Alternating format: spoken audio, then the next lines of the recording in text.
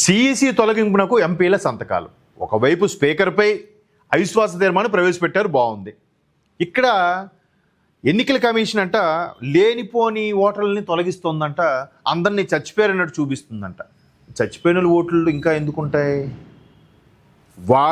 ఆ పేరుతో ఇంకోటి తీసుకొస్తే అంటే ఇంతవరకు ఎనీ ఐడెంటిటీ లేని వాడిని పక్క దేశ చొరబాటుదారుడు వస్తే చనిపోయిన వాడి స్థానంలో సేమ్ ఐడెంటిటీ క్రియేట్ చేసేసి వీడే వాడని చూపించే ప్రయత్నం చేస్తే సిఈసి ఏమైనా ఎర్రిపప్పలా? టెక్నాలజీ ఏమైనా వీళ్ళకి ఒత్తాసు పలుకుతుందా? సో మమతా దీదీ గారు నానా యాగి చేసి నానా హడావిడి చేస్తున్నారు, ఎందుకంటే ఓడిపోతారనే భయం, ఓటమి భయం ఆమె కళ్ళల్లో కనిపిస్తోంది. కాబట్టే ముఖ్యమంత్రి స్థాయిలో ఉన్న వ్యక్తి ధర్నా చేస్తోంది. ప్రభుత్వం వైపు ఉన్న వాళ్ళు ఎవరూ ధర్నా చేయకూడదు, అలాగే కాకి యూనిఫామ్ వాళ్ళు కూడా ధర్నా చేయకూడదు అని కొన్ని రూల్స్ ఉన్నాయి. అది ఎంతమందికి తెలుసు?